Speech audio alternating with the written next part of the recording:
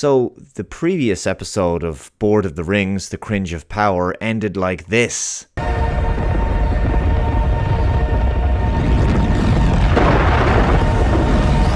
And a very naive part of me thought for a second, maybe this billion-dollar train wreck is finally over. But sadly, the desecration of Tolkien continues. We're now on to the 7th episode out of 8 for Season 1. Galadriel wakes up covered in ash, having survived a volcano blast to the face. I mean, the town was utterly destroyed, burnt to a cinder, but she's just a bit dusty and dazed. Totally believable there. Even this horse is on fire, bloody heck. So they're trying to free the survivors of the wreckage. And then we have another scene with the proto-hobbits, the Harfoots, where I feel the writers are trying too hard to make these people seem twee and whimsical like the hobbits. The way they speak, the songs they sing, their simplistic ways, but it just feels a bit too forced and inauthentic to me. I'm not endeared to these people. Anyway, they find the other Harfoots, and also the settlement is torched, and they ask the dude who fell from the sky, the stranger, if he can fix this. So he starts freaking out, screaming at this tree. Obviously someone's been scoffing the shrooms again. And then a branch falls on two of the Harfoots, but they're fine. So that was another fairly pointless scene. Then we go and see the young Elrond with the dwarves. He's looking for help from the Dwarf King, Durin. Durin then proceeds to speak in ridiculous riddles to his son, in yet more extremely poor dialogue and clunky ham-fisted metaphors. Almost as bad as the now infamous "Do you know why a ship floats and a stone does not" speech from episode 1. So anyway, the Dwarf King, who's the father of the younger Durin, talks about this creation myth about the dwarf people. And he says that they were crafted from two elements, fire and rock. The rock that lives within us hungers for the eternal, resisting the pull of time. What gibberish is this? He continues, but the fire embraces truth, that all things must one day be consumed and fade away to ash. We do not dig in earth that cannot support it, delving into depths beyond the darkness, tempting shadow, rock and mine, to bury us all beneath the mountain.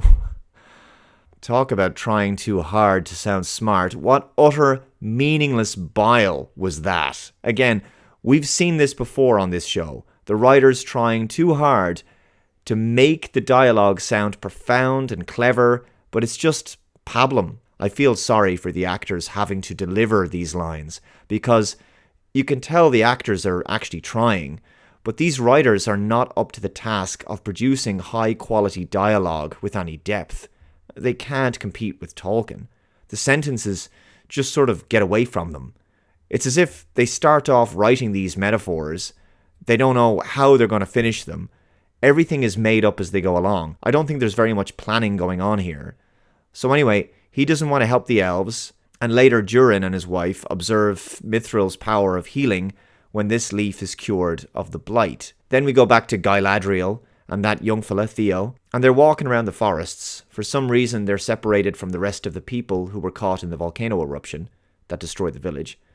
Because somewhere, presumably not too far away, Isildur, the Queen Miriel, and Elendil are all together in the woods, and he's wondering where his son is. It just seems totally contrived that they got separated at the start of the episode.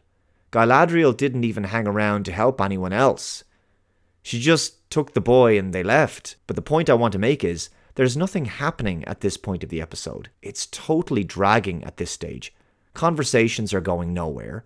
Characters are just reacting to circumstances they find themselves in, and the plot isn't seemingly leading anywhere. 7 episodes in now, folks, and the pacing is still at a crawl.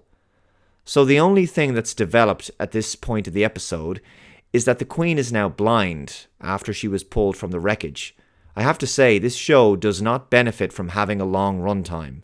The episode is over 70 minutes long, and it's as if they just didn't have much story in this one, so they just padded out the runtime with long pauses in conversations, 1,000-yard contemplative stares into middle distance, and lots of walking around without saying anything.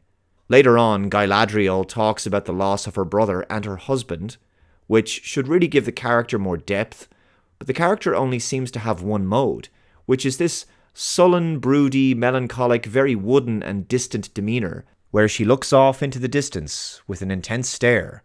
It got old before the first episode ended, so it's really quite tiresome after 7 episodes. She is totally unrelatable. She delivers lines about her personal life in exactly the same way as she would deliver lines talking about, I don't know, planning to fight the orcs or something. The character doesn't feel very human or dynamic. Well, she is an elf, so she's obviously not meant to be human, but you know what I mean. She's not relatable. She's hollow and one-dimensional. As a protagonist, that's not a good thing. I have no connection with this character, and I don't care for her or her journey. But at least she wasn't doing that twitchy thing with her nose in this episode. So that's positive. So Durin and Elrond find a mithril vein in the cave, but Durin's father, the king, has to seize the elf and kick him out. He proceeds to deliver a really long-winded story about how sickly Durin was when he was born.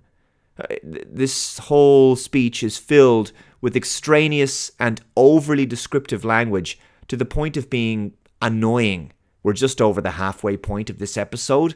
Very little has happened, and it's so boring, it's just incredible. The bad news is, this show is impressively shite. The good news is that it has the power to cure even the most stubborn insomnia.